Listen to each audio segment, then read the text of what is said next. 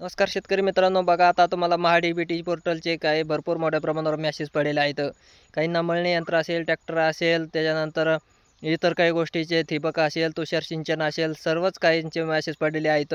पण तुम्ही सर्वांचे काय, ज्यांना तुम्हाला जे वस्तू अत्यावश्यक आहे, जी वस्तू लागलेली आहे आणि तुम्हाला त्यातली कोणती घ्यायची आहे, त्याचे काय करायचं आहे, कागदपत्र अपलोड करायचे. मग महा-डी-बी-टी पोर्टलवर bank passbook, test report, quotation हे कागदपत्र अपलोड करायचे आहेत.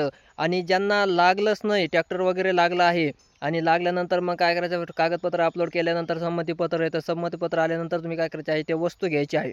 जर तुम्हाला मेसेज पडला आहे असंच तुम्ही जर वस्तू घेतल्या आणि जर तुम्ही कागदपत्र वगैरे तुम्हाला संमती जर नाही आली, संमतीपत्र, कागदपत्र अपलोड करून, तर त्या योजनेचा तुम्हाला अनुदानास पात्र तुम्ही नाही, तर तुम्हाला अनुदान मिळणार नाही, असं कृषी विभागामार्फत सांगितलेलं आहे.